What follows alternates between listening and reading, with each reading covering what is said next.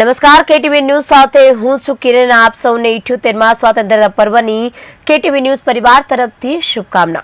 તો સમાચારની શરૂઆત કરીએ તો હાલ અત્યારે જે કૌભાંડ ચાલી રહ્યું છે તેમાં અમદાવાદમાં નકલી કાગળોથી અસલી ભરતીની વાત કરવામાં આવી રહી છે. ભૂતિયા શિક્ષક કાંડ બાદ બોગસ શિક્ષક કાંડ સામે આવ્યું છે. કોંગ્રેસ પ્રવક્તા હેમાંગ રાવલે કર્યો છે આક્ષેપ.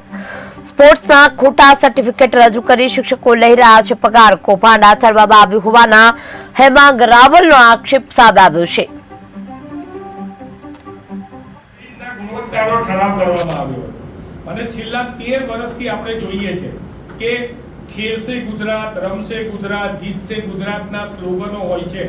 આપણે 593 કરોડનું દેશનું સૌથી વધારે બજેટ એ ગુજરાતને જ્યારે ફાળવવામાં આવે છે ત્યારે ખોટા સ્પોર્ટ્સના સર્ટિફિકેટ ઉપર પણ ગુજરાતની અંદર અત્યારે શિક્ષકો જે છે એ છોકરાઓને ભણાવી રહ્યા છે.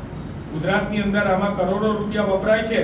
ગુજરાત કબડ્ડી એસોસિએશન નામની આ એક સંસ્થા છે.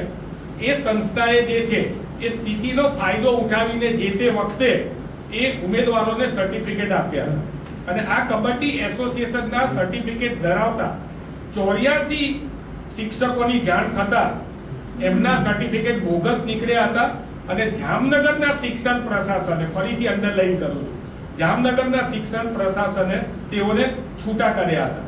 પરંતુ આ જ કબડ્ડી એસોસિએશનના જે સર્ટિફિકેટ છે જેને ખોટા સાબિત થયા હતા, જેના ઉપરથી 84 શિક્ષકોને રદબાતલ કર્યા હતા, છૂટા કર્યા હતા, એના જ એસોસિએશનના સર્ટિફિકેટ ધરાવતા 32 શિક્ષકો, સરકારી શિક્ષકો હાલ ખેડા જિલ્લામાં નોકરી કરીને પગાર લઈ રહ્યા છે.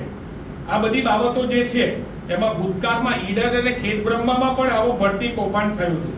પરંતુ એ વખતે ત્યાંના ડીઈઓ, ક્લાર્ક અને 20 જેટલા શિક્ષકો અને સારા સંચાલકો ઉપર એફઆઈઆર કરવામાં આવી હતી અને તેમની પાસેથી પગારથી 3 ગણી વસૂલાત કરવામાં આવી. અને આ જ રીતે ભૂતકાળમાં વિકલાંગતાના ખોટા સર્ટિફિકેટ જે લોકોએ રજૂ કર્યા હતા એવા 21 ઉમેદવારોને ભરતીમાંથી રૂખસત કર્યા હતા અને એફઆઈઆર કરવામાં આવી. પરંતુ અહીંયા આવું કોઈ પ્રકારનું ખેડા જિલ્લાની અંદર કોઈ જાતનો આવા પ્રકારના પગલાં લેવામાં નથી આવ્યા. ખેડા જિલ્લાની અંદર એ પણ વાત સાબિત થઈ છે કે જે લોકો પસંદગી સમિતિમાં હતા તેમના જ બાળકો જે છે એમને નોકરીમાં લાવવા માટે આ કારસો ઘડવામાં આવ્યો હોય એમ લાગી રહ્યું છે. પશ્ચિમ બંગાળ, હરિયાણાની અંદર આવા પ્રકારના શિક્ષકના ભરતી કૌભાંડ થયા હતા. આપણે વ્યાપક કૌભાંડ પણ જોયેલું છે. ત્યારે એની સીબીઆઈ દ્વારા તપાસ કરવાનું કહેવામાં આવ્યું હતું.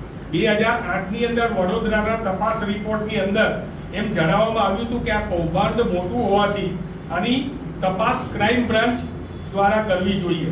પરંતુ આજ સુધી તે શક્ય નથી બન્યું. અમરેલી, રાજકોટ, ભાવનગર જિલ્લાઓની અંદર પણ આવા પ્રકારના